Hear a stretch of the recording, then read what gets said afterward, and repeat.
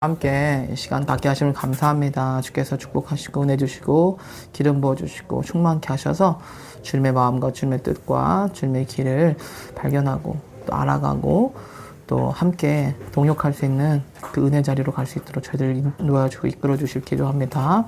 감사합니다. 예수님의 이름으로 기도했습니다. 아멘. 네. 자, 좋습니다. 우리 킹덤 컬처 계속해서 나누고 있습니다. 자, 우리 이번 챕터가 오늘은 좀 마무리 될 것 같아요. God is still speaking이라는 주제인데 오늘도 마무리가 되고 다음 주에는 또 새로운 주제로 할 수 있어요? 마무리 되겠죠, 설마. 하나 남았네. 네, 미스 언더스탠딩. 네, 두나 미스 언더스탠딩가 있는데 해야죠. 마무리 해야죠. 네, 마무리하고 다음 주에는 또 새로 이어서 가겠습니다. 그래서 뭐 지금 두 번째 하고 있는데 뭐 좀 많이 또 새롭죠? 두 번째는 느낌이 아니에요. 네. 이게 좋은 건지 나쁜 건지는 잘 모르겠지만, 네. 어쨌든 좋은 거죠? 다음에 이게 돌아가면서 저기 예지 사모님이 가르치고. 뭔 소리 하는 거야? 뭔 소리 하는 거야? 왜 날 지고 가세요? 본인이 하셔야죠. 가장 옆에 있잖아. 네, 본인이 하시면 돼, 처음에. 뚫으시면 아니, 돼요. 그럼 이렇게 하면 돼. 성청 목사님 다른 거 하잖아. 너가 킹덤 컬처를 또 하면 되지. 그럼 들어올 사람 애들 중에 그렇지, 내가 세븐 마운틴을 하고, 그러면 킹덤 홀처럼 하면 됐네. 킹덤이 유명해잖아. 자, 여인이네, 여인이. 수레자. 자, 다른 얘기 하지 마시고, 다른 얘기 하지 일주일에 마시고. 한번 이렇게 만나서 저기 서사호사님 계속 하시는 걸로. 아니야. 명현이 가르쳐야 돼. 네. 자, 아무튼 뭐 이제 이번 킹덤 컬처가 이제 마무리되면 또 새로운 걸 해야죠. 이제 세 번 반복하는 건 좀 그렇고. 아, 너무 네. 좋아, 근데. 네, 마무리하면 좋죠. 예, 그래서 이제 마무리하고 새로운 주제로 이게 마무리 아니 될수 없는 게 요거를 다 하고 까먹어가지고. 적용편. 적용편. 그래. 적용편. 왜냐면 무사히 많이 네. 들었는데 적용편. 사실 아, 맞아요. 활성화편? 가르치는 것도 가르쳐야 남기도 하고 적용해야 남기도 하고. 네. 저는 학교 수업에서 그래도 여기서 킹덤 컬처 하나님 나라 문화 그래도 전 도움이 많이 됐어요. 아니, 기억하게 준수님도 되거든. 성건지 할 때 네. 킹덤 네. 컬처에서 그 배운 내용을 네. 많이 한데 또 조금 되게 많이 네. 좀 또 신학적으로나 여러 가지 네. 또 도움이 많이 된 것 같아요. 네. 하여튼 뭐 적용하는 건 또 우리 숙제인데. 킹덤 컬처가 이제 세븐 마운틴까지 이어져가지고 이렇게 쭉 나가면 좋을 것 같아요, 주제가. 그래서 뭐 사실은 저희 작은 아버지도 한번 오셔야 되는데 예, 언제 오셔야 되나 모르겠어요. 지금 초빙을 한번 해야 되는데, 예, 포스코 이사까지 하셨다가 은퇴하신 세븐마운틴 끝나지 않았어요? 세븐 마운틴은 다 했죠. 그러니까. 다 했는데 이제 오실 수 있는 날짜가 이제 오프라인만 오시겠다고 하셔가지고 온라인으로는 자기는 좀 별로.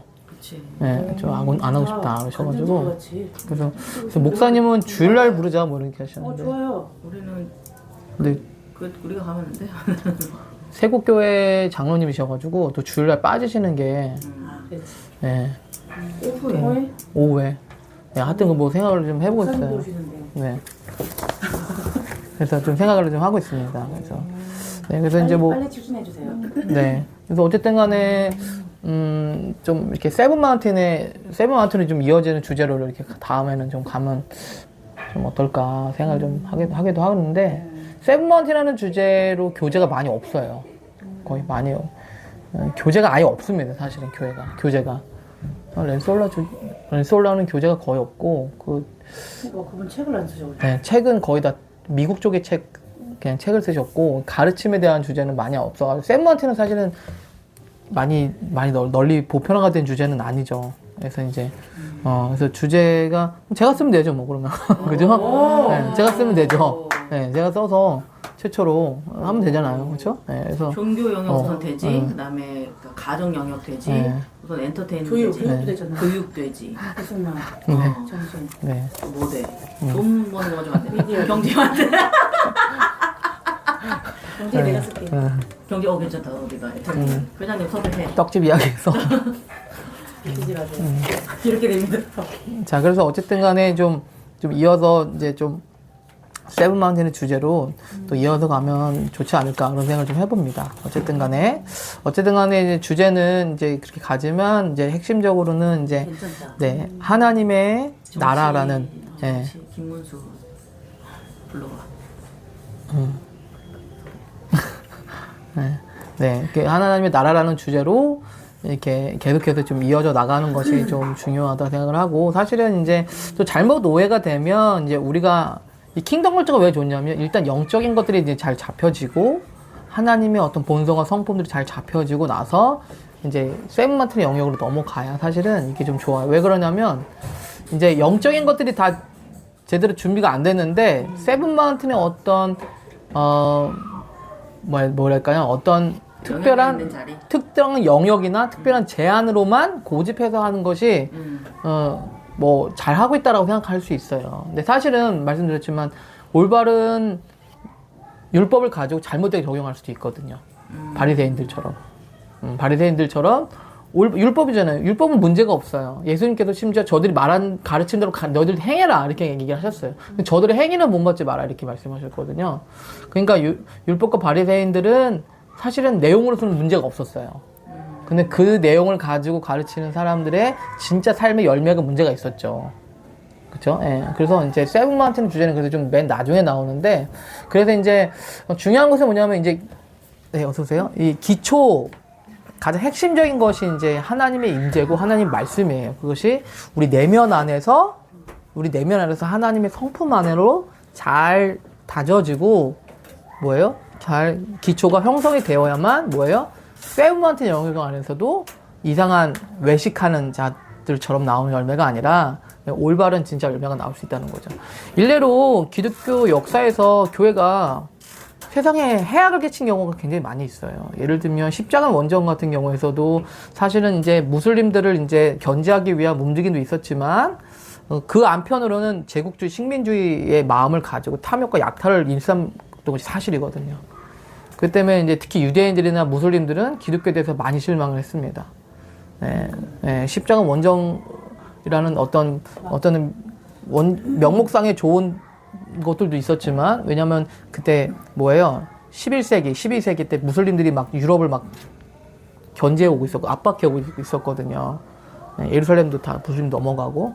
그 때문에 이들을 견제해야만 하는 명목상의 좋은 이유도 있었지만, 또 다른 나라를 침략하고 약탈하고 빼앗기 위한 그런 시도들도 같이 있었다는 것을 우리는 알 수 있어요.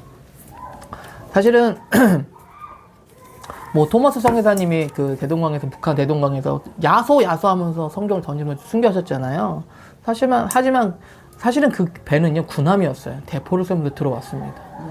그렇기 때문에 북한의 지역에 있던 그 병력들은 당연히 싸울 수밖에 없었어요. 그러니까 뭐 사실은 이 사람들이 뭐 완전히 나쁜 사람들이어가지고 이 제너럴 셔먼으로 경고한 게 아니라 당연한 정당방위적인 조치였을 수 있다는 거예요. 그럼에도 불구하고 그 안에는 선교사님의 복음이 있었다는 거. 그러니까 우리가 어떤 역사를 볼 때 뭐 딱 이것만 딱 좋다, 이거는 딱 안 좋다라고 생각하지만 그렇지 않아요, 사실은. 예, 우리가 지금 이제 이승만의 역사에 대해 4.19 혁명으로 넘어가고 있거든요. 근데 이승만 대통령이 너무나도 놀라운 일을 했지만 또라도 잘못하고 미흡한 점도 있다는 것이 사실이거든요. 네, 그래서 이런 점들을 통해서 이제 제가 말하는 핵심은 뭐냐면, 진짜 하나님의 임재와 말씀 안에서 내 마음과 성품과 내면들이 변화가 되어져서 그것들이 우리의 삶의 영역들 가운데 잘 나타나는 것이, 자연스럽게 나타나는 것이 가장 좋은 단계다라는 거예요. 제자들은 빨리 하나님의 나라가 임하길 원했어요. 하나님, 이 이스라엘을 회복하실 때가 이때입니까? 언제예요, 도대체? 그 사람들은 세븐마운틴에서 실제적이었어요. 우리 정치적인 이 정치 영역에 하나님의 나라가 언제 임합니까? 근데 예수님께서 자꾸 미루세요. 그건 네가 알 바가 아니고 먼저 성령을 받아. 이게 먼저 말씀하시는 거예요. 아니야. 예수님, 그러니까 뭐 성령인지 모식인지도 막 받겠는데, 우리 이스라엘 나라가 언제 독립하냐고요. 언제 저 로마로부터 독립해가지고 신정국가, 우리, 절기도 회복하고 그래야 될 거 아닙니까? 예수님, 안 그래요?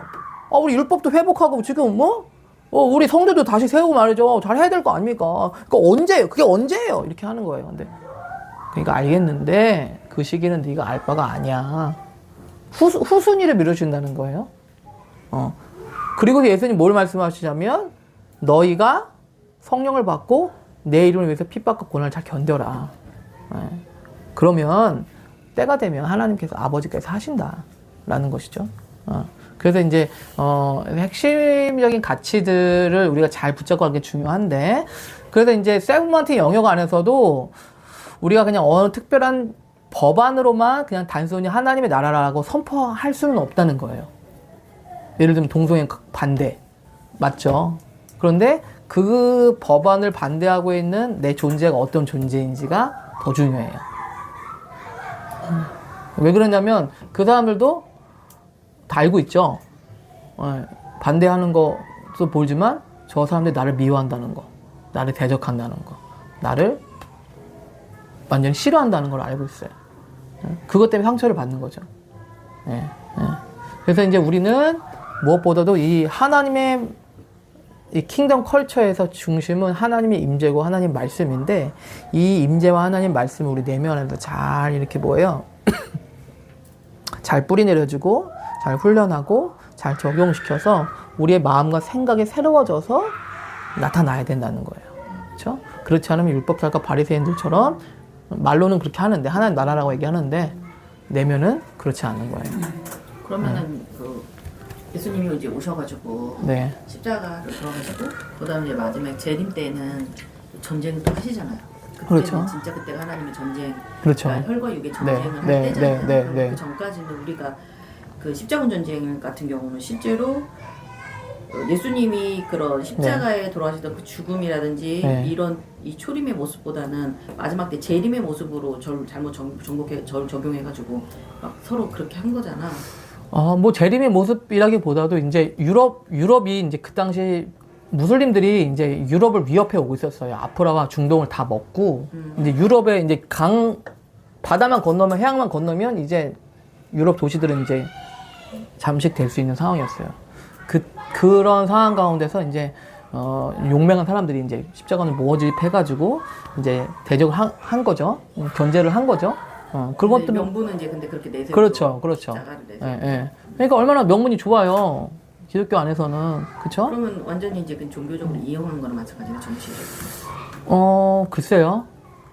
근데 실질적으로 좀 유럽이 위협을 당하고 있기 때문에 이용했다기보다도 저는 어쨌든 너네들도 어떻게 보면은 그렇게 취할 네. 수밖에 없는 그런 상황이었다 저는 생각을 해요. 왜냐하면 내 나라가 지금 침략하고 나가겠는데 뭐 평화주의 할 수는 없죠. 그것이 기독교적인 가치라고 할 수는 없어요. 예. 그리고 그들은 명목상, 그리고 실제적으로 무슬림을 전 세계화를 시키려고 하는 것들을 슬로건을 내걸고 있는 사람들인데, 그것들을 묵과한다는 것 자체는 말도 안 되는 얘기죠. 근데 이제 그것 안에 섞여 들어갔었던 이제 사람들이 이제 무자비하게 이제 예루살렘이나 무슬림들한테 이제 무자비하게 행동하고 약탈하고 유대인들을 죽이고 완전히 그렇게 했었던 것들도 있었다는 거죠. 역사를 보면 지금까지도 네. 또 그런 건데, 어떤 그런 하나님 나라가 이루어지는 거에 있어서 항상 네. 빚만 있지는 않은 거죠. 항상 네. 동전 양면처럼 네. 그 맞아요. 부분이, 맞아요. 왜냐면 우리가 다 인간이고 네. 저기하기 때문에 그게 없을 수가 없는 것 같아요.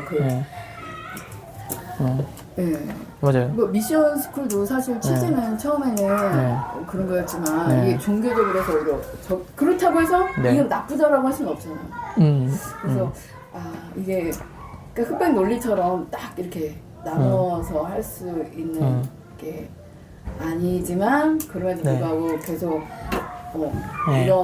이런 마음의 중심에서 하나님에 대한 이런 나라와 일을 위해서 계속 가고자 하는 그런 거는 계속 가지고 가야 되는 것 같아요. 설사 그런 더러운 것들이 이렇게 나온다 하더라도 계속 가야 되는 것 같아요. 맞아요. 우리 목표는 순전해지는 거예요. 정결해지는 거예요. 우리가 사실은 사역을 하든 섬김을 할 때 완벽해서 깨끗해서 하지 못하거든요.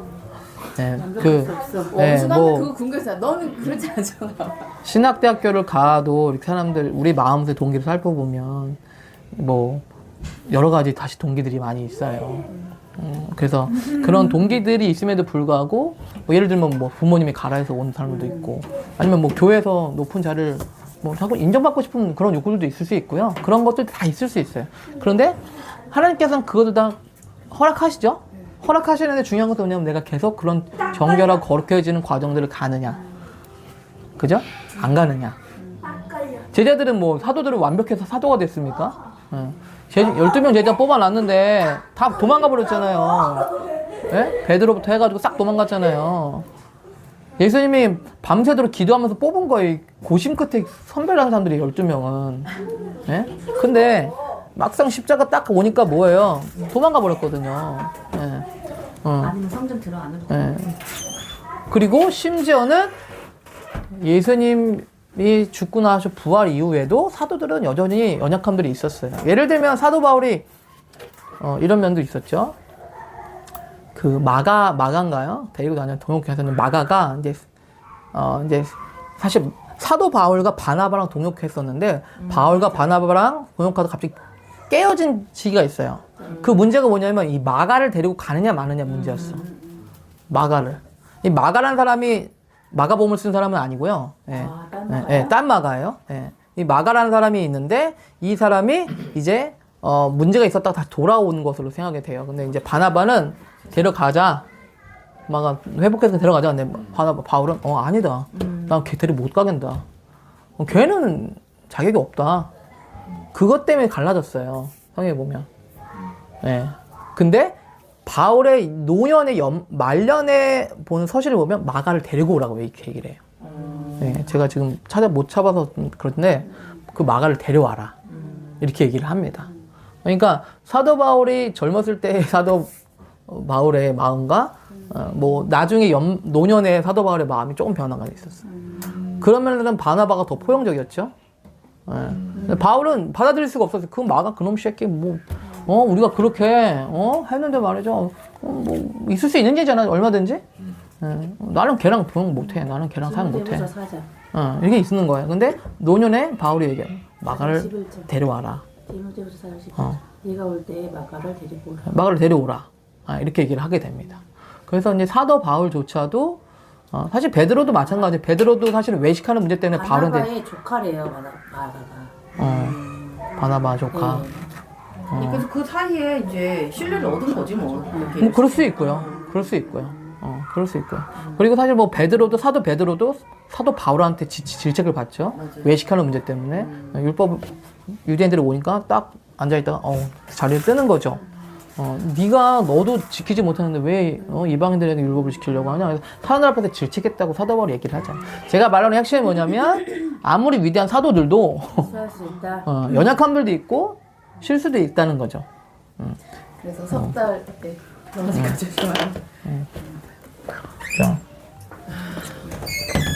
그래서 제가 말하려고 하는 핵심은 뭐였냐면 이게 하나님의 성품과 본성이 우리 내면 안에서 잘 우러나와서 우리 안에서 하나님의 성품과 본성이 잘 이게 돼야만 단단하게 갈 수가 있어요. 왜냐 그러냐면 여러분 정치판 보시지만 정치판 가면 막 쌩 난리잖아요. 막 흙탕물이라고 깨끗한 사람들 가면 다 더럽혀진다고 하잖아요. 네. 그리고 뭐 연예계도 마찬가지. 연예계도 막 진짜 굳은 결심하고 막 순결 서약하고 막 가는데 연예계만 보통 유혹이 있는 게 아니잖아요. 그러니까 세븐마운틴 그냥 진짜 말하자면 전쟁터야. 전쟁터 이거는. 그냥 여러분 직장 가면 그렇잖아요. 예. 안에 뭐 별의별 일이 다 있어. 막 사기부터 뭐 음행부터 해가지고 막 속이는 술수 주술 뭐 다 있어. 예. 그러니까 그런 영역에서 어떻게 버티느냐. 저는 이 빌 존스 목사님이 되게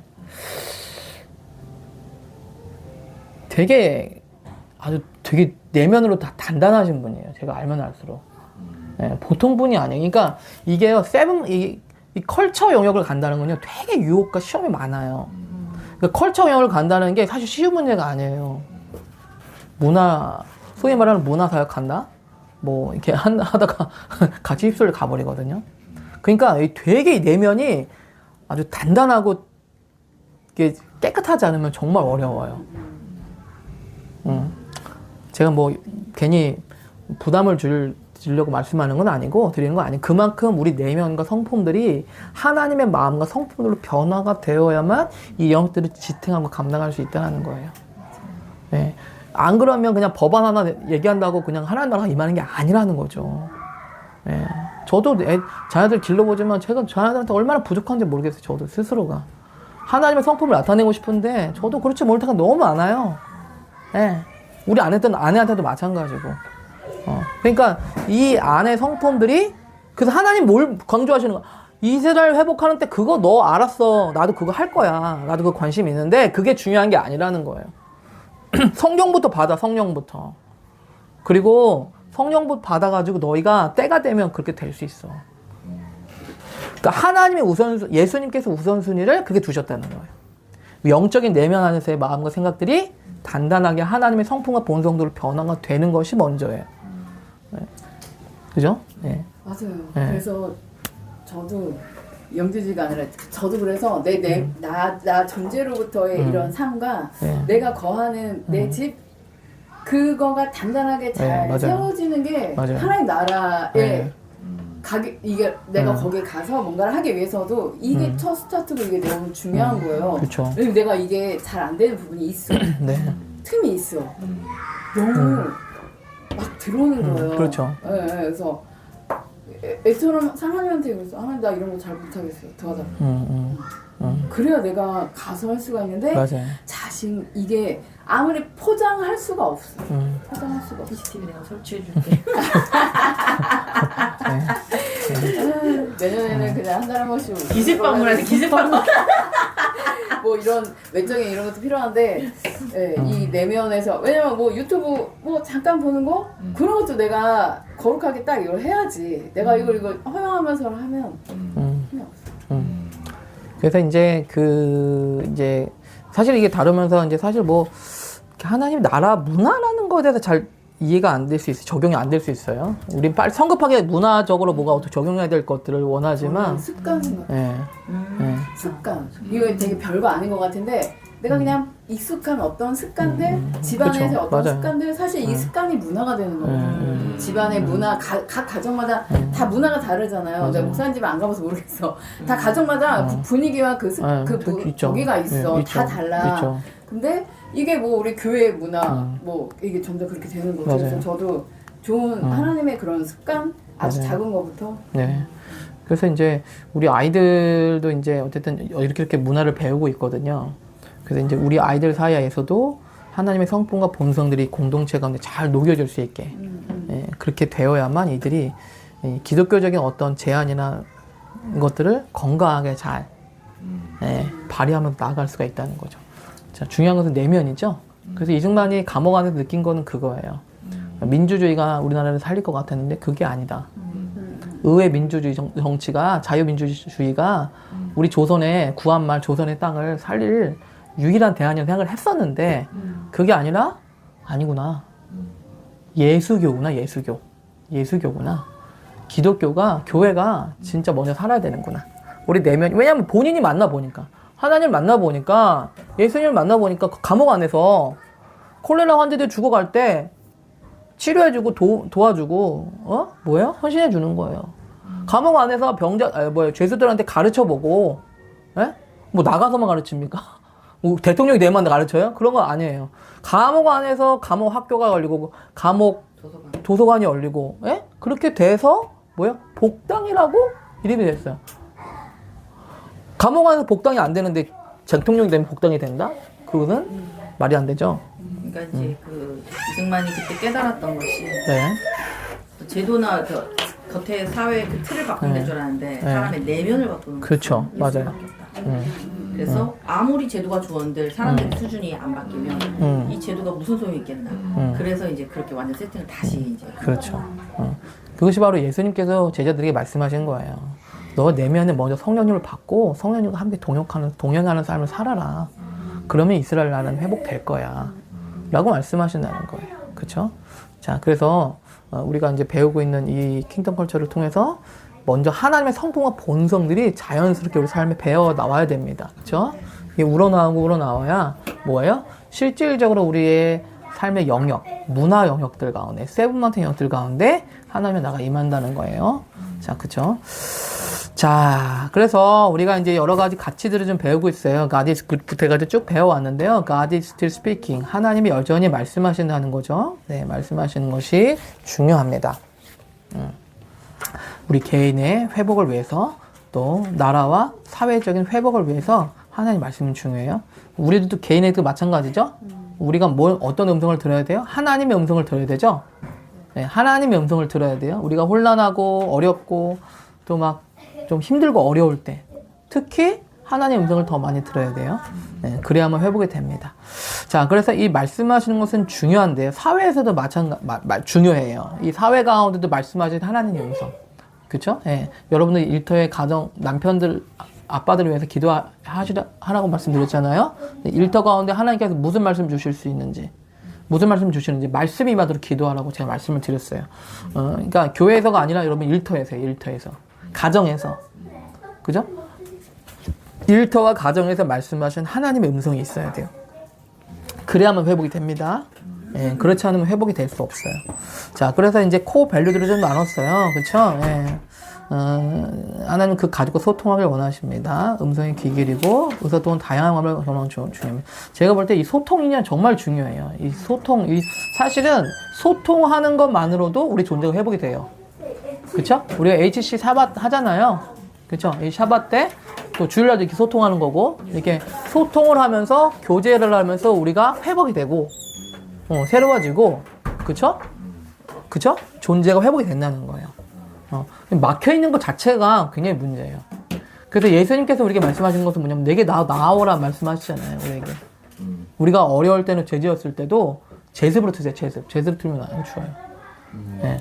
그래서 이 소통하는 거는 굉장히 중요하다. 네, 소통하는 것. 말 안 듣는 사람들 있잖아요. 말 안 먹히는 사람. 그럼 계속 소통하는 채널이 여러 개 있어야 돼요. 소통할 수 있는. 아직 하나님의 말씀에 대해서 받을 준비가 안 되는 사람들이 있어요. 그럼 기다려야 되잖아요.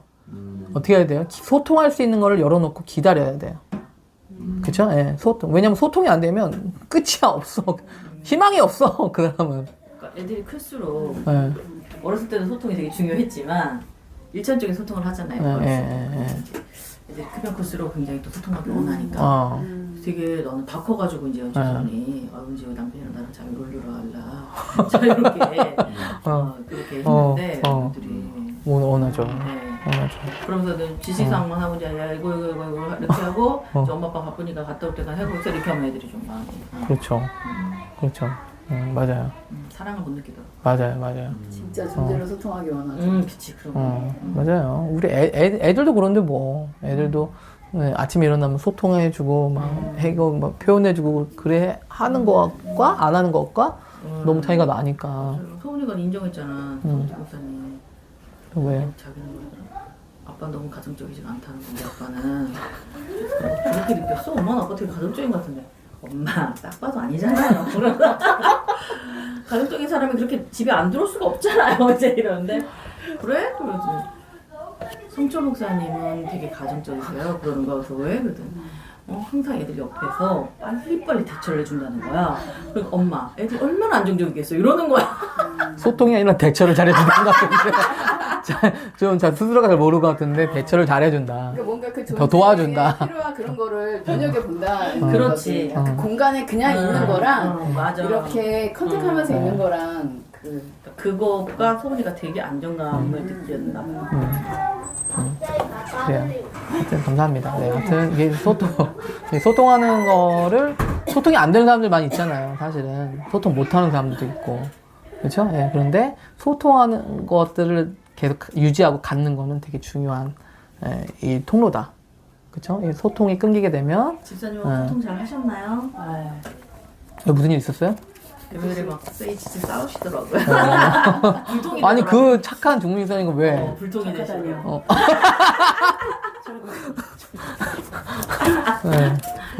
소통 잘 하셨어요, 그래서?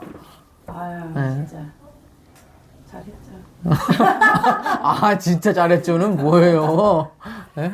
네. 자. 아직 남편을 인정하지 않는데. 네. 쌩쌩 하시더라고. 자.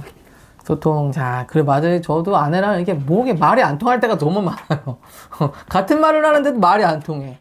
내 말은 내 말, 저 말은 저 말. 서로 이해가 안 되는 거야. 도대체, 아니, 한국말인데, 분명히 영어가 아닌데도, 이 소통이 안 돼요. 그 의미는 뭐예요? 상대방을 이해하려고 하지 않는 거죠. 내 고집만 얘기하는 거죠. 제 관점으로만. 그쵸? 내 관점으로만 생각하고, 내 관점을 얘기하려고 하니까, 소통이 안 되는 거죠. 그쵸? 예. 그래서, 하지만 하나님께서는 우리가 소통하기 위해서 눈을 낮춰주셨죠. 기꺼이.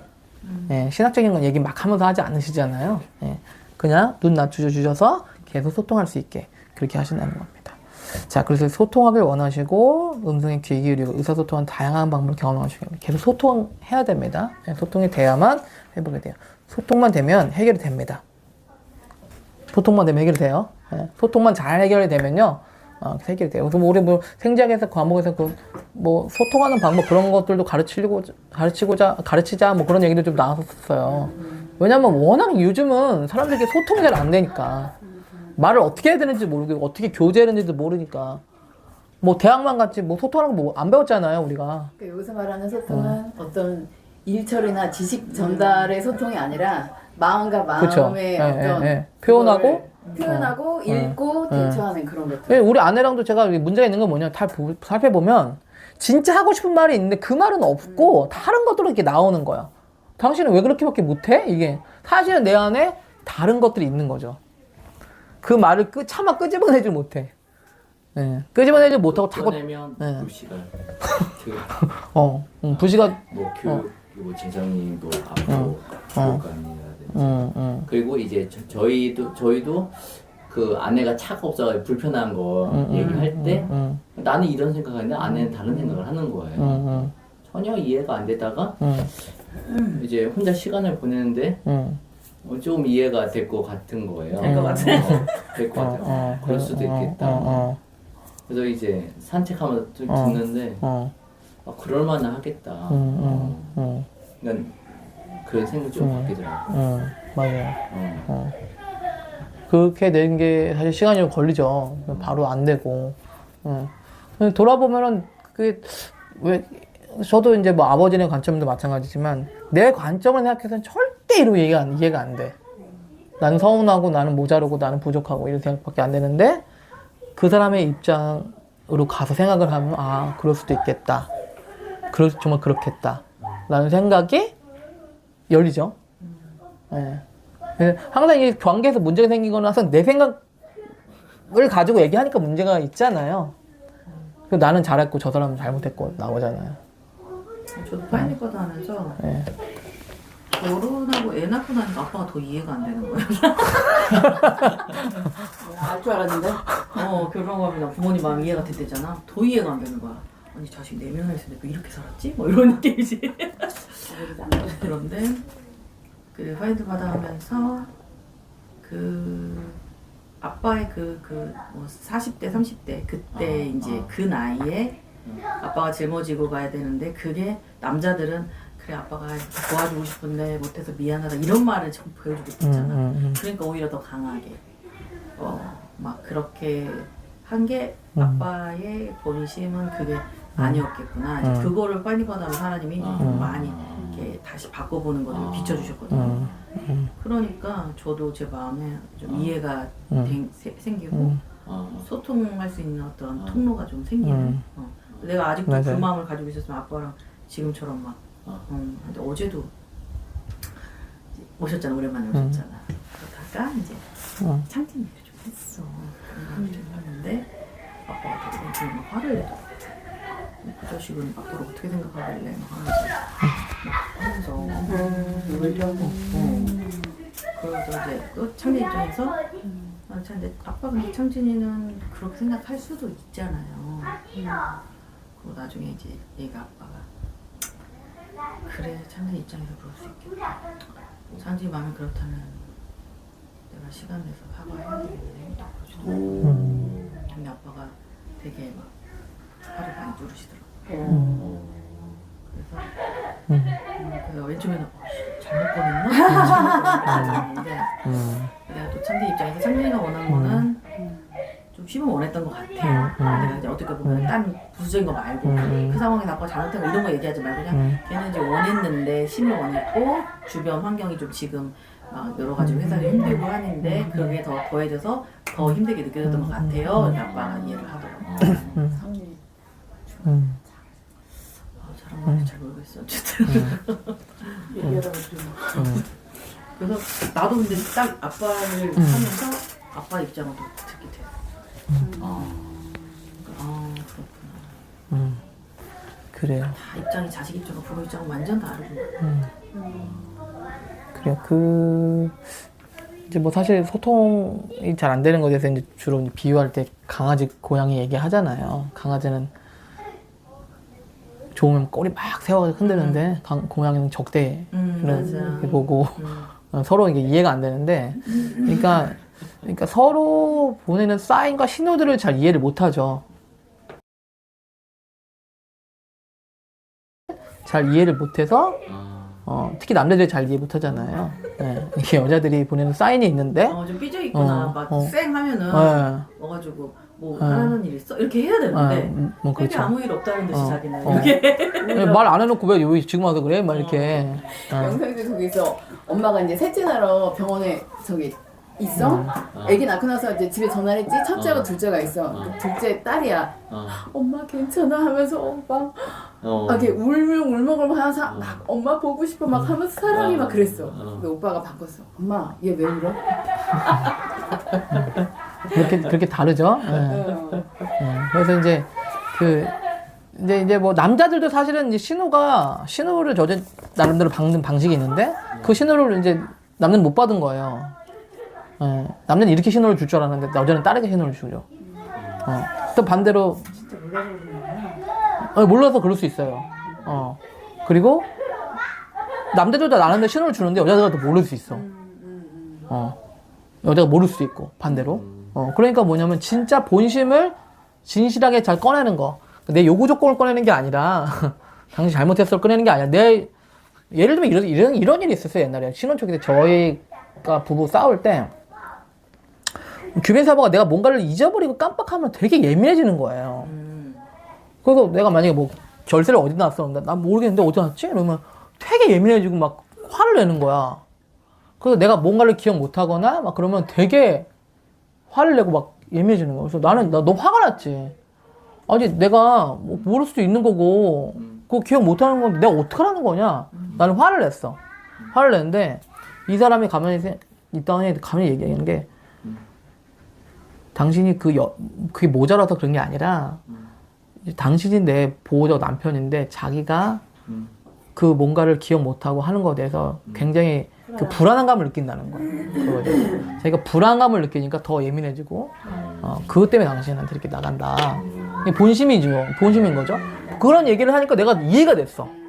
아, 내가 바보라서 나한테 바보 같아서 싫어서 그런 게 아니라, 그런 게 아니라. 그러니까 뭐 치매 걸렸나 뭐 그 얘기 되게 싫어했잖아. 그러니까 나 되게 너무 기분 나쁜 거야. 기억이 잘하고 규빈 사모는 나는 잘 기억 못하고 이러니까 보통 남자 여자 그러잖아요. 남자 잘 기억 못하고 한 번 말하면 기억해야 된다는 거. 내가 한 번 말하는데 어떻게 기억하냐? 한 번 말하는데 어떻게 기억하냐? 근데 규빈 사모는 한 번 말하면 기억하는 편이야. 진짜. 근데 나는 그렇지가 않은 거야. 반복. 어쨌든 가서 본심을 얘기를 하니까 내가 이해가 됐어. 그리고 규빈 사모도 용기 있게 본심을 얘기한 거죠. 그러니까 이제 서로가 이해가 되더라고요. 제가 HC 다들 아빠들, 엄마들 이렇게 있잖아요. 네. 몇 년 동안 옆에서 보면서 그러니까 그거야. 그러니까 그냥 단순하게 얘기하면 보통 그러니까 아빠들은 중요하고 큰 거에 몰입해서 하면 자잘한 거 기억 못해. 근데 그리고 엄마들이 만약에 이 자리에 가면 죽을 거야. 근데 이 아빠들이 하지 않는 다른 것들을 근데 하나님이 그런 걸 주셨지. 사실 이건 태어난 본능이잖아. 캐치하면서 그걸 다 반응을 해. 그리고 이게 정말 둘이서 같이 협력해서 해야지 큰 거를 이뤄 나갈 수가 있구나라는 거를 전 요즘에 이렇게 보면서 너무 느껴요. 네. 그래서 그래서 왜 이 작은 거를 왜 이렇게 기억을 못해라고 하면 이 능력을 깎아버리게 되는 거고 또 만약에 그러니까 아빠들이 당신은 왜 이런 거 왜 지금 이 무거운 거 이거를 왜 신경 쓰고 그걸 못해 하면은 그 엄마들의 그런 그 주변에서 아우르는 거 그 능력을 또 이렇게 사장시키는 게 되는 거죠. 그래서 서로의 그런 것들을 칭찬해주고 인정해주고 그런 시간들이 참 필요하겠다 싶어. 네. 이 소통의 어떤 맞아요. 그 역할 자체가 보니까 되게 다르다고 보니까 자녀 부분이나 뭐 여러 가지에서 맞아요. 아빠도 이렇게 자녀 하나하나를 다 이렇게 해줄 수가 있어요. 큰 거. 그러니까 그래서 이게 어떤 서로의 그런 역할과 그런 거에서 이걸 끌어내리면 안 되는구나. 네. 그래서 전 너무 대단한 것 같아요. 하나님의 그 섭리가. 그래서 다르다는 걸 인정을 하고 그래서 서로 개발돼 그런 부분들이 그 자리에 있을 때. 네. 다른 걸 인정을 하고 그 사람의 상황과 환경들을 피눈물 나지. 맞아. 이해하고 해야 나도 그 사람은 그 이해가 되고 그 사람도 나도 이해가 되고 나는 그런 게 아니다. 나는 지켜주고 보호할 거다. 나 근데 이제 잠깐 깜빡한 거다. 그거는 이제 이렇게 되는 이제 그래서 이제 소통하려면은 이제 본심을 잘 꺼내내야 되는 거죠. 이제 그런 것들이 필요한데 그래서 이제 하나님께서는 다양하게 우리가 소통하신다는 거야 결국에는 그래서 그러니까 한 방식이 아니라 여러 가지 다양. 근데 우리가 그 사인들을 알아야겠죠. 막 한 주 동안 무슨 일 있었어요? 별일 있어? 이번 주는 별일 없어. 아무 일도 없어요. 하나님 저 사랑하시는지 잘 모르겠어요. 하나님께서는 끊임없이 사랑한다는 여러 가지 채널을 주셨는데도 우리가 그렇게 느낄 수 있죠. 왜냐면 하나님께서 의사소통하는 법을 우리가 잘 모르니까. 그쵸? 그러면 하나님은 저를 사랑하시지 않는 것 같아요. 윤목사님한테는 사랑하시는 것 같은데. 이렇게 될 수 있다는 거예요. 그래서 우리가 그런 다양한 의사소통하는 방식들, 그쵸? 남자는 남자 원하는 방식이 있고 여자는 여자 방식이 있지만 다양함들을 더 서로 아우르는 게 필요하죠. 남자는 남자 나름대로 사인을 보내는데 여자가 또 몰라요. 여자가 몰라. 나는 그 예민한 여자가 왜 내 마음을 몰라주는지 진짜 이해가 안 될 때가 있어. 왜 내가 힘들다는 거를 모를까? 그럴 때가 있어요, 저는. 네. 남자들 나름대로 사인이 있거든요. 신호가 있거든요. 그런 거를 표현을 네. 하는 과정이 네. 신혼 때부터 평생 가는 거예요? 평생. 표현해야 되네 그러면? 표현을 해야죠. 알아듣는다. 사실 저도 힘들면 안 해. 나 진짜 재정 때문에 좀 어려워. 압박이 있어. 그러니까 이게 보통 그런 거잖아요. 재정이 압박이 있으면 남자들은 되게 예민해지고 날카로워지잖아요. 이렇게 하지 말라고 막 이렇게 나오잖아요. 그럼 저는 나한테 왜 소리 질러? 이게 나오거든요. 그러면 남자가 어떤 압박을 느끼고 있는지 전혀 몰라. 여자들은. 알아. 잘 몰라. 진짜 아인 엄마가 이런 거에서 네. 대처를 네. 잘하는 것 같아. 네. 보면 상대 이렇게 힘들어서 저기 하면은 그냥 내버려 두잖아요. 쉴 수 있게. 거기는 서로 이렇게 달라 성향이. 나 창진이는 나 오늘 건들지 마. 딱 이러면은 지혜는 힘들구나. 서로 그런 이 대화하는 창구가 딱 있더라고. 그리고 지혜도 힘들면 사장님 나 집안에 아무것도 안 할 거야. 딱 이러면은 자진이가 그래 너 힘들구나 이제. 소통이 되게 잘 되네. 오늘 그렇게 하면 그래도 밥 해줘. 이렇게 그래도 밥은 먹어야 되잖아. 이렇게. 신다네? 아니야지. 너 뭐가 힘들다고 그러는 거야? 내가 더 힘들어. 자, 이 얘기하다 또 한참 왔는데, 또 자, 소통 얘기하다 또 한 20분 왔어요. 자, 이 얘기하다가, 자, 그래서 예언의 은사를 간절히 사모해야 되죠. 예언의 말씀 중요해요. 강하고 격려하고 위로하는 말이죠. 자신의 정체성이 성장하고 목적 가치를 발견하고 도는 것이 예언입니다. 예언이 이렇게 하라고 있는 거예요. 네, 그죠? 자, 세 번째, 예언은 일방적 소통이 아니죠. 두 사람이 필요해요. 예언을 주는 사람, 받는 사람이 있습니다. 그래서 우리는 말의 정신과 정확성을 판단하고 분별해야 되죠. 이해해야 되죠. 네, 말하는 방식들을 이해해야 되고, 그것이 말이 무슨 말인지 알아야 되고, 그죠? 상징들을 알아야 되고. 그래서 예언도 마찬가지예요. 예언도 하나님께서 주시는 비유나 상징들을 잘 알아야 된다. 분별해야 된다. 그죠? 왜냐면, 잘못 받을 수도 있기 때문에. 자, 성경은 다른 어떤 것과 비교할 수 없는 궁극적인 권위의 계시입니다. 아무것도 추가되지 않습니다. 그럼 예언은 적절하게 해당된 성경은 모순되어서는 안 됩니다. 당연하죠? 네, 자, 구약의 예언과 신약의 예언 차이 얘기해 드렸어요. 기억나시죠? 네. 네, 자, 넘어가고요. 자, 무슨 의미인가? 다양한 부분을 말씀하십니다. 기도, 성경 지도의 권고, 언약관계, 개인의 소망, 이런 것들이 다 뭐예요? 채널이라는 거예요. 하나님께서 말씀하시는 방법들이에요. 뭐, 라디오에 나오는 음악 틀어도, 멘트로도 우리에게 말씀하실 수 있죠? 그냥 철려가는 내 자식들이 한마디 하는 것들도 중요한 말씀일 수 있어요. 하나님께 주시는 말씀. 그래서 알아차리는 게 중요해요. 그렇죠? 이게 마치 뭐예요? 아브라함과 롯이 하나님이 전향하실 때 영접하잖아요. 그렇죠? 네. 복 있는 사람들은 하나님의 말씀과 하나님의 뜻을 잘 캐치하는 사람들이에요. 그렇죠? 그래야 복을 받잖아요. 그래야 형통한 길로 가는 거예요. 하나님 새 신호를 주고 있는데 몰라. 그러면 뭐예요? 그럼 놓치는 거죠. 자, 그런 것들이 모두 다 중요한 채널이라는 것입니다. 그래서 출처가 없는 예언의 말씀에 기초하여 주요 결정을 내리지 않습니다. 중요해요. 초자연가들의 맹신과 이상한 생각들을 가져서는 안 되겠어요. 자, 하나님은 완전하지 왕국 건설하기 위해 불완전한 사람을 협력하고 선택하셨습니다. 그렇죠? 우리가 불완전한 사람들이잖아요. 인정해야죠. 그건 뭐 우리 열등감이 아니라 그건 당연하게 우리가 이해하고 인식하고 받아들이는 현실입니다. 자, 완벽하게 예언한 것은 아닙니다. 때때로 실수할 수 있고 이것이 우리가 그 말을 판단하고 분별해야 되는 이유입니다. 그죠? 우리가 그런 자세로 해야 되겠다. 자, 모든 신령한도 마찬가지로 의하는 은사도 발전된 것이 아닙니다. 믿음으로 나가고 위험을 감수하고 하나님 협력하는 것이 필요하다는 거예요. 자, 그래서 예언이 믿음으로 나아가고 위험을 감수하는 것을 대신해 줄 수가 없다. 믿음이, 예언이. 그쵸? 예언이, 예언을 한다고 해서 믿음으로 나아가질 필요가 없다?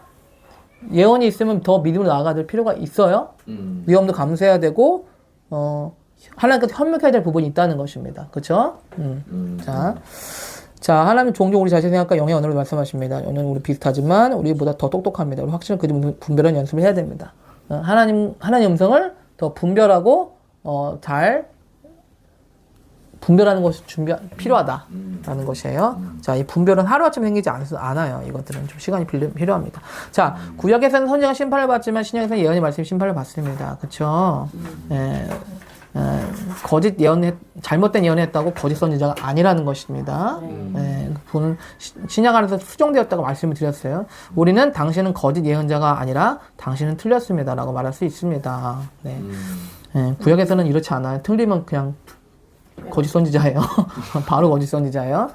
자, 교회와 경영하지 않을 말은 누군가 거짓 선지자를 만든 것이 아닙니다. 신약의 거짓 선지자는 그릇된 교리를 가르치고 나쁜 열매를 맺으며 속이려는 기사를 행하는 것을 크게 정해냅니다. 이것이 열매죠. 열매로 그들을 알라고 말씀하셨어요. 자, 예언은 항상 겸손과 사랑으로 전해야 합니다. 예언한다고 해서 내가 높은 권위를 가지는 것이 아닙니다. 예언한다고 해도 갑자기 담임 목사님보다 높이 올라가지 않아요. 예언은 어린애들도 할 수 있는 것입니다. 예언한다고 해도 갑자기 나 여호와가 말하노라 하면서 쫙 그렇게 하면서 목 뻣뻣해지는 거는 이상한 거다. 잘못된 거다. 라는 것입니다. 우리도 그렇게 들을 필요가 없습니다. 자, 항상 겸손과 사랑은 모든 사역의 중요한 토대예요. 동기예요. 그죠?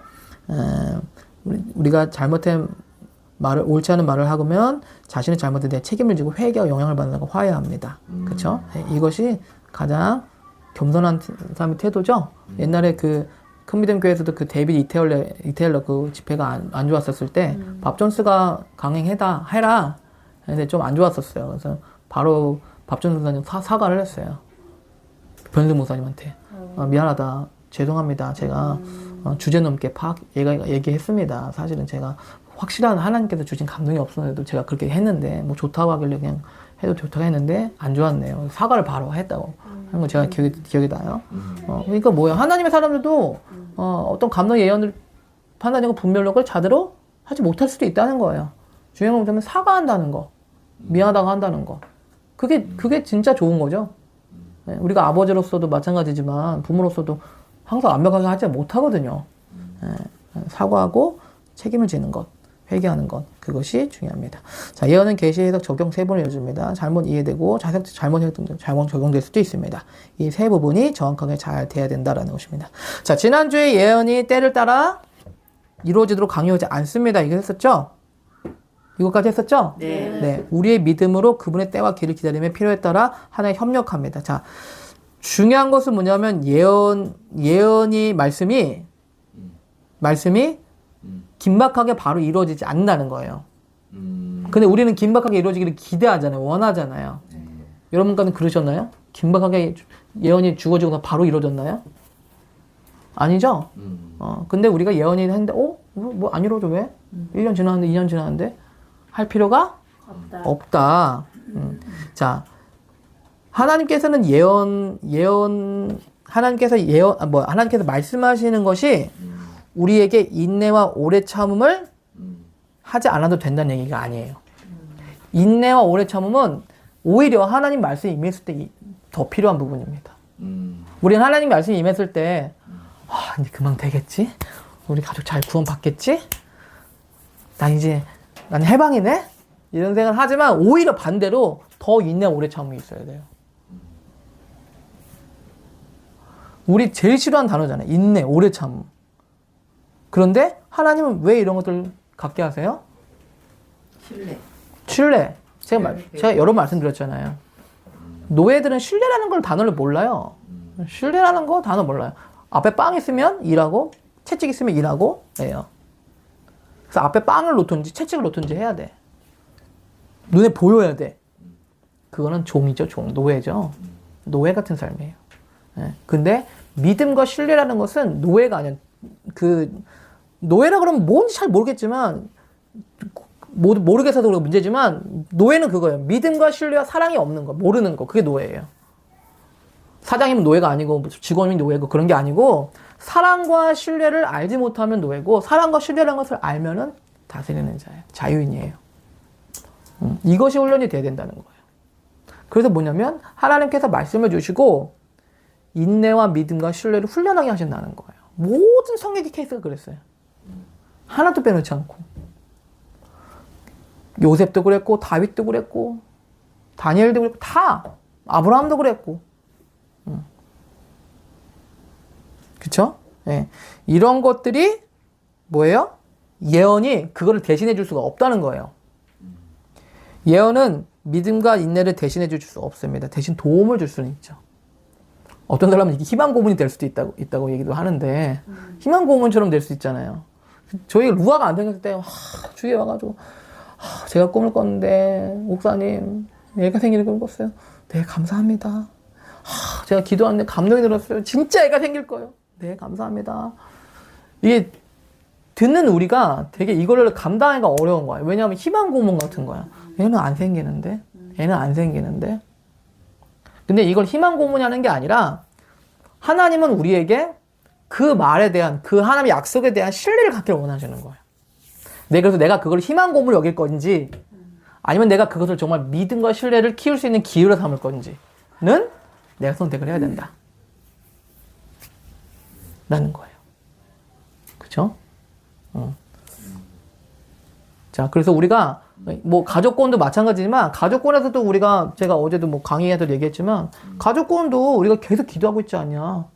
나는 하나님 믿는다. 하나님 역사하실 거. 진짜로 있었다. 근데 뭐 보은이도 앞에 있었는데, 보은이 나 아빠 구원받을 수 있다. 난 정말 믿는다. 희망 고문이 아니라 그렇게 정말 뭐예요? 믿음과 신뢰를 훈련해낸다는 거예요. 그쵸? 이거 우리가 훈련을 해야 되는 거예요. 그쵸? 그래서 예언이 이종 교수가 아버지랑 사이가 되게 안 좋았대요. 자기가 이제 회심하고 나서 이제 그렇게 막 많이 사역을 했잖아. 사람들 보고 전하고 학생들한테 막 하는데 아버지한테 막 되게 부담이 드는 거야. 그래갖고 이제 아버지한테 복음 전해야 되겠다. 그래갖고 오늘 마음 먹고 딱 가서 아버지 제가 예수님이랑 분 만났는데 아버지 이제 교회 다니세요. 교회 다니는데 이미 누군가를 통해서 아버지가 진짜? 하나님 믿고 있었다. 그래서 자기가 꼭 부모님 하면 부모님한테 꼭 복음을 전해야 될 것 같잖아. 그런데 나는 정말 그 내 주신 영역에서 최선을 다하고 있었더니 하나님이 일해주고 계셨다. 약간 이 그 간증이었네요. 할렐루야. 교회 다니는데 나 장로인데? 몰랐어? 언제 장로? 이렇게. 근데 너무 가서 한마디도 하는 거야. 예수 전하고 싶어서 고민 많았다. 지금 인내 오래 참는 거 있으세요, 여러분들? 특히 말씀 때문에, 하나님의 약속 때문에 인내와 믿음과 오래 참는 거 있으세요?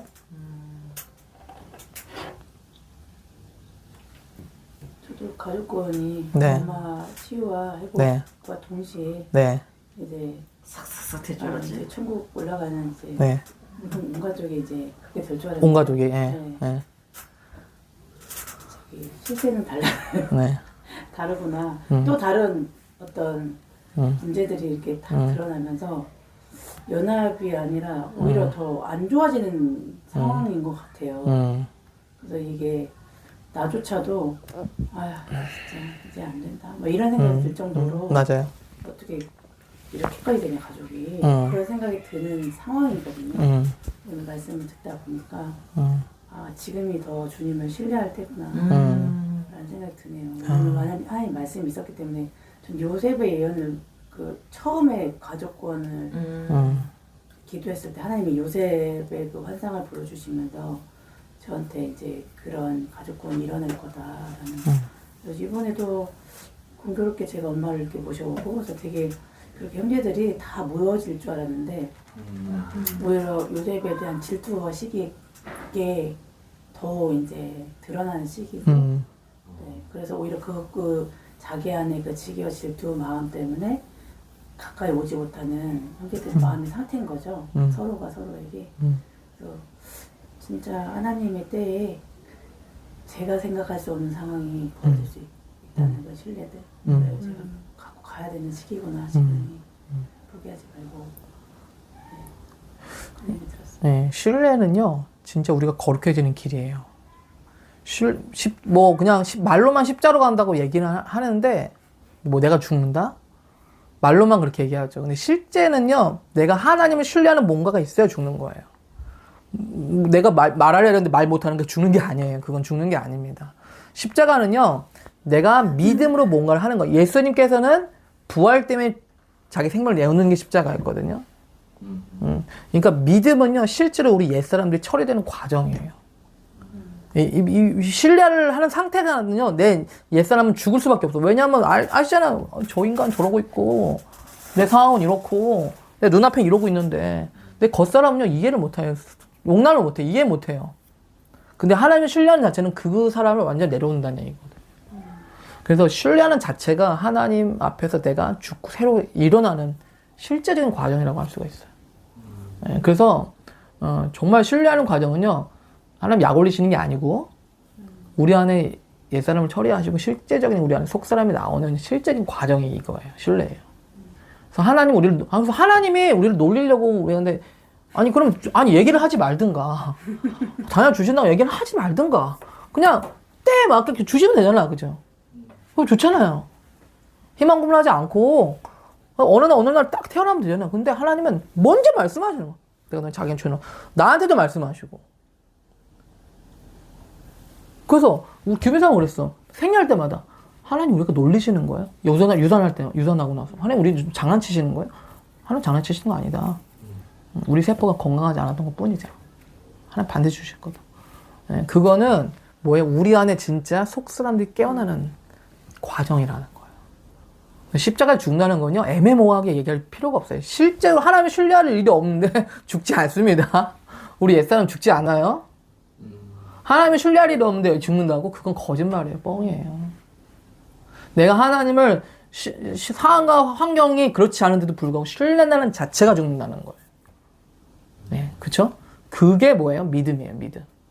그렇게 되면 뭐예요? 우리 안에 속사람이 나오는 거예요. 이 사모님 그때 막 생사 막 오락가락 할 때도 우리가 춤췄거든요. 왜 춤춰? 죽을 거를 춤추는 게 아니에요, 우리는. 네, 우리는 치유되고 회복될 것을 위해서 춤춘 거예요, 우리가. 네. 우리 아이들이 춤췄잖아요. 춤출 상황이 아니잖아요. 저 미쳤지. 금식기도 하든지.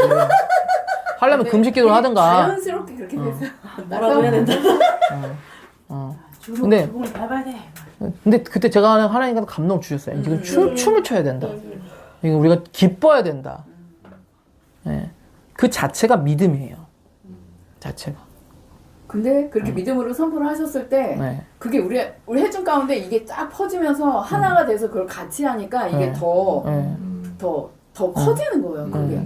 저는 지난주인가 지난주 촬영할 때, 그러니까 이제 다윗이 이제 언약궤가 들어왔을 때 춤을 췄잖아요. 막 너무 좋아가지고 그렇게 춤을 추고 그 다음에 온 백성을 다 먹일 수 있는 그런 이야기가 나와요. 그래서 그거 뭐 루세플린인가 그분이 이제 예배할 때 그 춤을 추면 부요함이 풀린다. 약간 그 다윗의 그 상황을 좀 그렇게 얘기했었어. 그래가지고. 아 그래. 근데 그때 딱 생각나는 거야. 우리가 이제 교회 전체적으로는 뭐 성도들도 그렇고 다 힘든 시즌이잖아. 춤을 춰야겠구나. 이 춤을 추면 뭔가 맞아요. 부요함이 풀리겠다. 이 감독이 좀 들었었어요. 그래가지고 되게 좀 소망이 생기고, 맞아요. 예, 저도 이렇게 어떻게 보면 재정적인 낙담이 좀 들 수 있는 상황이 이제 여러 번 있었는데 근데 그때마다 지금까지 하나님 우리를 그렇게 이끌어 오신 그 하나님을 생각할 때도 다시 신뢰를 회복하고 뭐 걱정과 두려움과 근심으로 이제 반응하는 게 아니라 그리고 어제는 하나님 이렇게 말씀하시더라고요. 더 아껴 써라 이렇게 하시더라고 나한테. 그래가지고 그래 내가 못도 하고 싶고 못도 하고 싶은데 하는데 지금은 아껴 써야 될 때구나. 딱 줄여야 되겠다. 그래가지고 항상 우리 남편 항상 줄이는 항상 경제 시스템으로 운영하거든요. 근데 나는 좀 약간 그 반발이 있어. 그래가지고 좀 진짜 나한테 약간 이랬거든. 근데 안 되겠다. 그 생각이 좀 들었어. 근데 그게 내가 막 가난의 영 때문에 하는 것이 아니라 하나님 주신 지혜로 내 환경과 상황을 내가 받아들이고 훈련하는 신뢰하는 과정을 좀 가고 있는 것 같아요. 자, 그래서 이 예언은요, 우리한테 희망 고문하려고 주시는 것이 아니라는 거예요. 그 중요하게 잘 아셔야 돼요. 예언은 상황과 환경과 내 눈앞에 보이는 현실과 다른 차원의 것이 주어지죠. 그 이유는 뭐냐면 사람 놀리려고 하는 게 아니라 우리가 다른 차원의 삶을 살기를 원하시기 때문에 그래요. 그 차원의 삶은 하나님을 신뢰하는 믿음의 삶이에요. 그런 사람들이 뭐예요?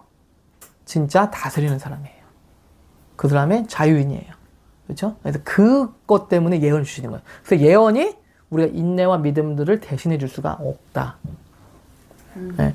영적 거장들은요, 하나님께서 주신 말씀들을 30년 동안 갖고 있어요. 진작에 생각합니다. 제가 잔줄레이크 그 치유책을 읽으면서 제가 느낀 거 뭐냐면 치유에 대해서 진짜 진심이야. 진지해. 우리는 안 되네. 아유, 만드는 이렇게 하는데 그 사람은 진심이야. 진지해. 진심이야. 그게 정말 느껴졌어요.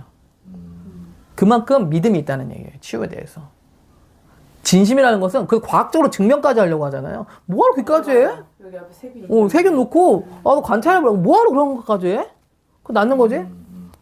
이 사람은 진심이에요.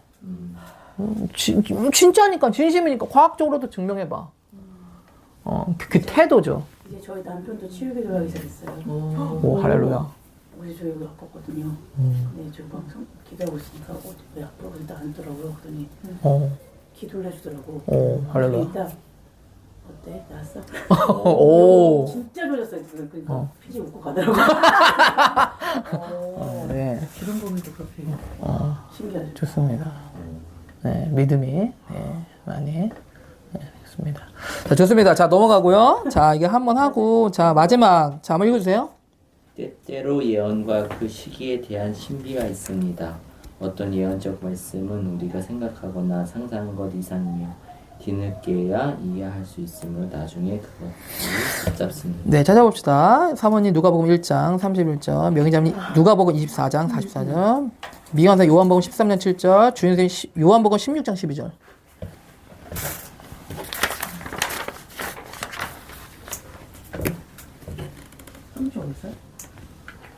응?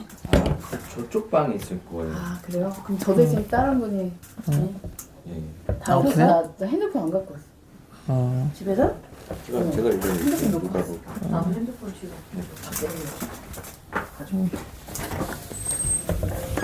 네, 자 그러면은 그냥 우리가 읽을 게 있어. 자 미간사님부터 해주세요. 요한복음 네, 13장 7절. 네. 예수께서 대답하여 이르시되 내가 하는 것을 네가 지금은 알지 못하나 이후에는 알리라. 네, 그것이 이제 세족식하는 장면이죠. 네, 세족식하는 장면에서 예수님께서 어떤 예언적 행위를 하셨거든요. 근데 뭐 하시는 거예요? 지금은 너희가 알지 못한다. 하지만 때가 되면 너희가 알 것이다. 라고 말씀하셨다는 거. 구구절절 설명 안 하시죠? 이건 있잖아. 이게 그러니까 높은 사람이 낮은 사람을 섬기고 이렇게 더럽잖아. 그치? 그거를 잘 깨끗하게 좀, 그게 높은 사람이 이렇게 해주는, 이게 설명 안 하시고, 지금 몰라도 돼. 나중에 알 거야. 얘기한다는 거예요. 왜 그렇게 하실까요? 자, 또. 자. 16장 12절. 네. 내가 아직도 너희에게 이르. 심지어 여기 찾았어. 찾았어? 아니 요 16장. 내가 아직도 너에게 이를 것이 많으나 지금은 너희가 감당하지 못하리라. 네. 그 뭐예요? 지금 너희가 감당하지 않아. 이게 부활 후죠, 지금? 아닌가요? 아니구나. 부활이 아니구나. 자, 지금은 너희가 감당하지 못한다. 그러니까 예수님께서도 이 제자들이 어떤 계시나 선생님이 오실. 예, 선임 오실 거.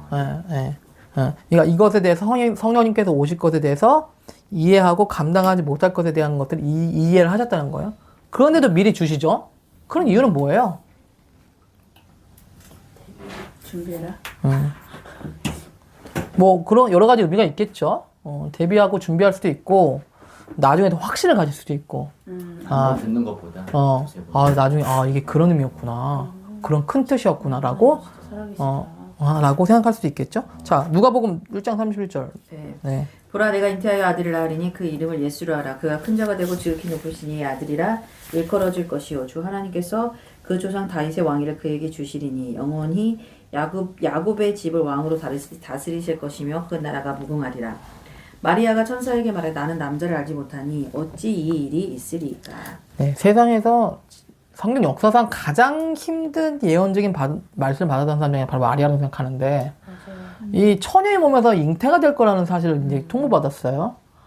이 사실을 받았을 때 어땠을까? 이거 어떻게 이해해야 되나? 어떻게 받아들여야 되나? 이거 해망측한 거잖아. 이건 뭐지? 이거는 이건 거의 뭐 신학적으로도 이해할 수 있는 뭐 마리아가 신학이 풍부했을지도 없고. 그리고 막 그때 이제 뭐 이제 약혼한 상태였으니까. 예, 맞아요. 그렇게 되면 완전 맞아요. 위험한 건 맞아요. 또 오해받을 수 예. 있고 그런 위험에 처할 수 있는 여러 상황이 있어요. 맞아요. 그래서 마리아를 우리가 신성시 여기지는 않지만 정말 대단한 인물이에요. 이거 하나만으로도 마리아가 그거를 받아들였다는 거. 하나님을 신뢰했다는 얘기죠. 그 말을 신뢰한 거죠. 정말 신뢰했다는 얘기밖에 안 되는 거예요. 그래서 그러니까 본인이 그 일이 성령께서 말씀하신 일이 일어났을 때 이해하기가 어려웠어요. 아마 언제부터 이해가 됐는지 잘 모르겠어요. 언제부터. 근데 어쨌든 간에 나중에 돼서야만 메시아가 내 몸에서 나오는 거구나를 이해했을 거라는 거예요. 그러니까 그렇게 이해할 수 있는 신비가 나중에야 있을 수 있다라는 거죠. 근데 이제 이사야나 이런 네. 때 처녀가 잉태하여 아들을 낳을 것이고 그런 예언이 있었지 않았어요? 있었죠. 그런데 마리아가 그거를 알았을까? 잘 모르겠어요. 모르을 가능성이 더 많죠. 설마 그 처녀가 날 줄이야. 그건 더 그렇고 그것도 그렇고. 그 처녀가 날 줄이야. 그리고 그 말씀이 알고 있었을지 않을지 모르겠지만 어쨌든 그것이 실제적으로 일어난 것에 대해서도 이해 못할 수 있고요. 여러 가지로. 인상적이지 않잖아. 그렇죠? 자, 그걸 이제 뭐 점검받고 하지는 않았죠. 근데 또 이제 요셉에게도 얘기하고 또 동일하게 너무 명확하게 천사가 왔었으니까. 그렇지. 그렇죠. 정오받을 수 있는 길은 없었을 거예요. 그냥 받아들이느냐 마느냐 둘 중에 하나였으니까. 그렇죠? 어쨌든 마리아는 받아들인 거죠. 그리고 나중에는 알았을 수도 있겠죠. 말씀하신 대로 보라 처녀가 잉태해 아들을 낳을 것이다. 그게 내 경우구나라고 성경으로 해서 확증이 될 수는 있겠죠. 이해가 됐겠죠. 그건 또 나중에 얘기해 줄 수 있겠지만, 그렇죠. 어쨌든 간에, 그렇죠. 자, 24장 44절 읽어주세요. 명령이 앉으셨어요. 또 이르시되 네. 내가 너희와 함께 있을 때에 너희에게 말한 바 곧 모세의 율법과 선지자의 글과 시편이 나를 가리켜 기록된 모든 것이 이루어져야 하리라 한 말이 이것이라 하시고 이에 그들의 마음을 열어 성경을 깨닫게 하시고. 네, 이거는 이제 엠마오로 가는 두 제자 이야기인데요. 예수님께서 그냥 돌아가신 줄만 알고 부활하신 것을 모르는 상태였어요. 근데 예수님께서 어느새 알지 못하는 형상으로 오셔가지고 동행하시면서 말씀을 가르쳐 주시니까 이들이 뭐예요? 깨닫기 시작하는 거죠. 깨닫기 시작하는 거죠. 너희가 왜 그거에 대해서 성경의 율법과 예언, 선지자 예언을 했는데 그걸 알지 못하느냐? 말씀하시면서 알려주신다는 거예요. 그렇죠? 그래서 이들이 그러니까 율법 선지자에 대해서 굉장히 알았던 거라서 외워져요. 그런데 이해할 수가 없었어요. 나중에서야 이들이 이해하게 됐다는 거예요. 네, 그렇죠? 자, 그래서 우리가 이런 것들을 보면서 우리가 그 예언의 이해도 그렇고 어떤 건 실현도 그렇지만 그것이 우리가 생각하는 것의 시간이 아니라 다른 시간에 이루어질 수도 있다. 그래서 억지로 이해할 필요가 없고 억지로 붙을 필요가 없다는 거예요. 그렇죠? 예. 그것이 필요합니다. 그래서 뭐 예언적인 감동을 받았다고 해서 뭐 억지로 막 그걸 끼워 맞춘다거나 이해하려고 하거나 뭐 적용하려고 하거나 할 필요가 없다는 거죠. 없다는 거죠. 예. 그냥 자연스럽게 하나님께서 때가 되면 이해하게 하시고 맞으면 하나님께 주신 것이 맞다면 그리고 꼭 이제 이스라엘 백성도 뭐 니네가 400년 후에 뭐 노예에서 이제 나갈 거고 300년 후에 그다음에 또 40년 뭐 이런 말씀 기한에 대한 말씀을 예. 주시잖아요. 예. 근데 그게 이제 그 당시에는 이루어질까 하지만 결국은 또 후손들이 그걸 확인하게 맞아요. 그걸 기록하는 게 되게 중요한 것 같아요. 이렇게 해서 후손들이 이제 확정이 되겠죠. 그러면 확정이 되겠죠. 네, 좋습니다. 자, 오늘 여기까지만 좀 하고요. 다음 주에는 이제 오해하지 마세요. 이거 한 번만 좀 살펴보고, 오해하지 마세요. 한번 살펴보고, 오해가 되네요. 네. 오늘 끝난다는 말씀이 네. 자, 네. 하고, 마치기, 또 다음 챕터가 뭔지 확인이 안 됐지만, 다음 챕터로 넘어가도록 하겠습니다. 네. 자, 또 새로운 챕터가 뭔지 또 기대되죠? 네. 또 어떤 챕터? 네? 이거 아니에요 이거? 네, 나눠줬나? 뭐예요? 초자연적 사역 강화. 그건가 보다. 네. 하나님은 초자연적 사역을 사역을 강화시키는 몇 페이지 수가? 34페이지. 그거 맞네요. 예. 초자연 사역을 강화하신다. 네. 그 페이지로 챕터. 건강한 가족까지도 다 프린트 해주셨는데 아, 그래요? 좋습니다. 넘어가겠습니다. 이거 건강으로 다 애들 거구나 이건. 이런 거. 네. 네. 기도 마치겠습니다. 하나님 감사합니다. 오늘도 하나님 말씀하시는 하나님 배웠는데 지금도 우리 가운데 다양하게 말씀하시는 주님을 듣기 원합니다. 또 그리고 우리가 믿음과 인내와 오래 참음 우리 가운데 익숙하지는 않지만 이 과정들을 잘 통과하면서 우리 가운데 정말 옛사람이 아닌 속사람의 새로운 생명으로 살아가는 인생 되게 하여 주시옵소서. 감사합니다. 예수님의 이름으로 기도했습니다. 네, 감사합니다. 감사합니다.